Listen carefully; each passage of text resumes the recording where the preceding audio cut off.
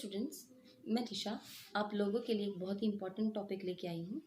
मैंने देखा है कि आप लोगों को वर्कशीट्स मिल रही हैं आपके अलग अलग सब्जेक्ट्स की, और उसी तरीके से आप लोगों को साइंस की भी वर्कशीट्स मिल रही हैं।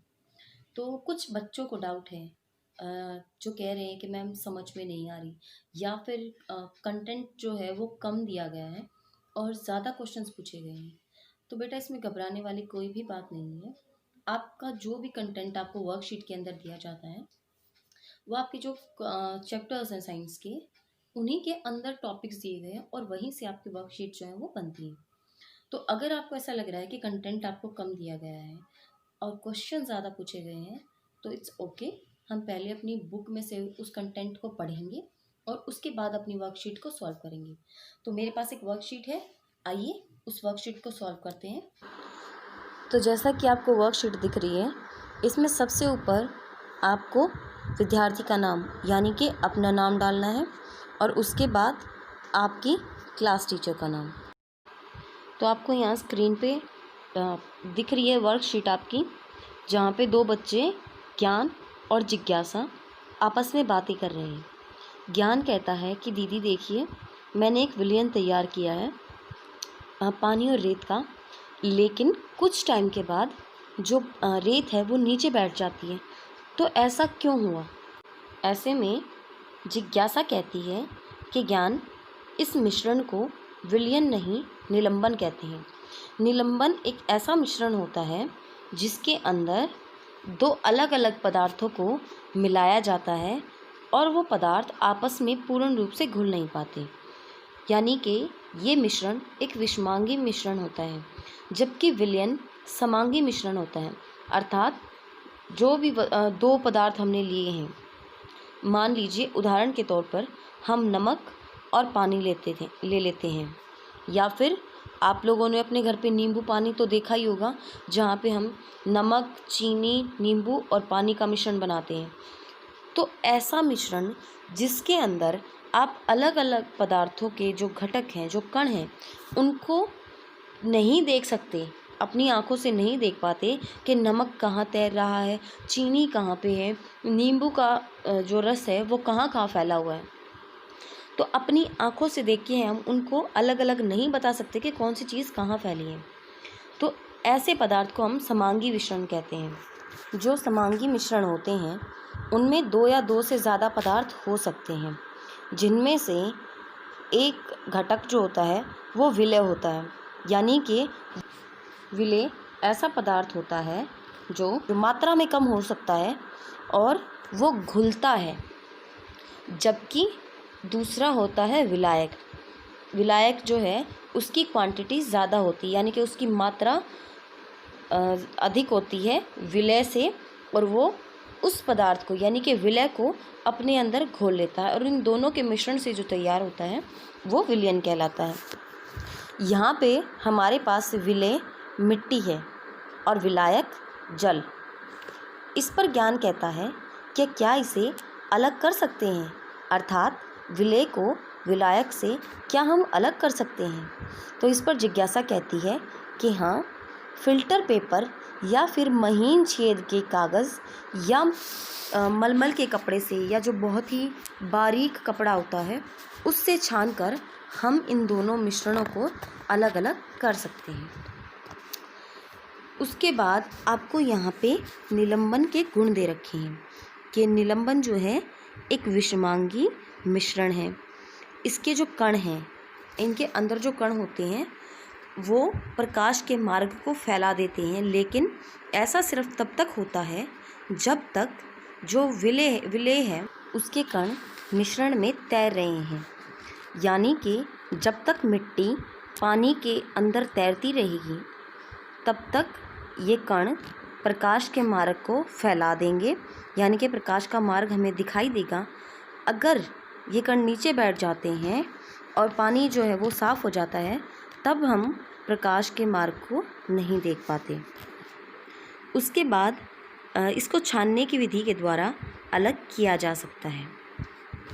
निलंबन के अंदर जो कण होते हैं वो थोड़े से बड़े होते हैं, यानी कि रेत के जो कण हैं वो बड़े हैं, और इसी वजह से वो हमें अलग से तैरते हुए दिखाई दे देते हैं। तो ये थे निलंबन के गुण। अब आपसे आगे पूछे गए हैं कुछ प्रश्न, तो इन प्रश्नों का अब हमें उत्तर देना है। अब आप लोग जान चुके हो कि विलयन क्या होता है और निलंबन क्या होता है, विलय क्या होता है और विलायक क्या होता है। अब इनके आधार पे आप इन प्रश्नों के उत्तर आसानी से दे सकते हो। आपको निलंबन के गुण भी पता हैं। तो आइए सबसे पहले हम फर्स्ट क्वेश्चन देखते हैं कि क्या निलंबन में से प्रकाश पथ दिखाई देता है। मैंने आपको अभी अभी बताया है कि हाँ, प्रकाश का जो पथ है वो हमें दिखाई देता है, लेकिन ऐसा सिर्फ तब तक होता है जब तक जो कण हैं, मिट्टी के कण हैं, या हमने उसके अलावा कोई दूसरा पदार्थ लिया है, जैसे हम चौक का पाउडर ले सकते हैं या आटा ले सकते हैं। तो जब तक ये कण पानी के अंदर तैरते रहते हैं तब तक ये प्रकाश के मार्ग को फैला देते हैं। जैसे ही प्रकाश जो इन कणों से टकराता है ये उसके मार्ग को फैला देते हैं, और ऐसा सिर्फ तब तक होता है जब तक ये पानी के अंदर तैरते रहेंगे। जैसे ही कण नीचे बैठ जाएंगे और पानी साफ हो जाएगा तो हम प्रकाश का पथ भी नहीं देख पाएंगे। उसके बाद अगला प्रश्न है, निलंबन और विलयन में अंतर स्पष्ट करें। मैंने आपको अभी बताया था कि विलयन जो है वो दो या दो से अधिक पदार्थों का समांगी मिश्रण होता है, जबकि निलंबन दो या दो से अधिक पदार्थों का विषमांगी मिश्रण होता है। ऐसे ही जो विलयन होता है उसके कण काफ़ी छोटे होते हैं, और कण छोटे होने के कारण ये प्रकाश की जो किरण होती है उसे फैला नहीं पाते, जबकि निलंबन के कण आकार में बड़े होते हैं और प्रकाश की किरण को फैला देते हैं। लेकिन ऐसा सिर्फ तब तक होगा जब तक वो कण पानी के अंदर तैर रहे हैं। अगर कण एक बार नीचे बैठ जाते हैं तो उसके बाद प्रकाश की किरण को नहीं फैला सकते। इस प्रभाव को, प्रकाश की जो किरण है उसको फैलने का जो प्रभाव होता है, इसे टिंडल प्रभाव भी कहते हैं। उसके बाद विलयन के जो कण होते हैं या जो विलयन होता है उसे हम छानन विधि द्वारा अलग नहीं कर सकते। इन मिश्रणों को अलग करने की अलग विधियाँ होती हैं, लेकिन छानन विधि द्वारा हम उसे अलग नहीं कर सकते। जबकि निलंबन जो होता है उसे हम छानन विधि के द्वारा अलग कर सकते हैं। ये थे आपके विलयन और निलंबन के अंदर अंतर। उसके बाद अगला प्रश्न आता है, निलंबन छाटिए। आपको बताना है कि इनमें से कौन सा मिश्रण निलंबन है और कौन सा नहीं है। सबसे पहले है आटा और पानी।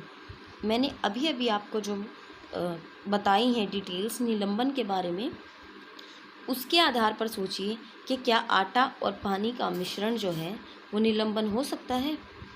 तो हाँ, बिल्कुल हो सकता है, क्योंकि आप स्पष्ट रूप से आटे के कणों को पानी के अंदर तैरते हुए देख सकते हैं। उसके बाद नमक और पानी। क्या आपको लगता है कि नमक और पानी का जो मिश्रण है आप उसे आसानी से अलग कर सकते हैं या बता सकते हैं कि नमक कहाँ तैर रहा है और जल कहाँ तक है? नहीं। तो इसका मतलब ये विलयन है, निलंबन नहीं है। इसके बाद आपको दो मिश्रण और दे रखे हैं, रेत प्लस पानी और हल्दी प्लस पानी। आप लोगों को इनके उत्तर खुद अपनी सूझबूझ से देने हैं कि ये हो सकते हैं निलंबन या नहीं हो सकते हैं। उसके बाद अगला जो प्रश्न है वो है, निलंबन के 3 गुण लिखिए। निलंबन के गुण इस वर्कशीट के अंदर दे रखे हैं। साथ ही मैंने आपको जो अंतर बताए हैं विलयन और निलंबन में, उसमें भी निलंबन के ये गुण ही हैं जिन्हें आप लिख सकते हैं। तो ये थी हमारी आज की साइंस की वर्कशीट। उम्मीद करती हूँ आप सबको अच्छे से समझ में आई होगी। अगर किसी को कोई भी डाउट है तो मुझसे पूछ सकता है, और इसी तरीके से आगे आपकी जितनी भी वर्कशीट्स आएंगी उनको मैं इस वीडियो के माध्यम से एक्सप्लेन करूँगी। तो आज के लिए बस इतना ही। Thanks for watching.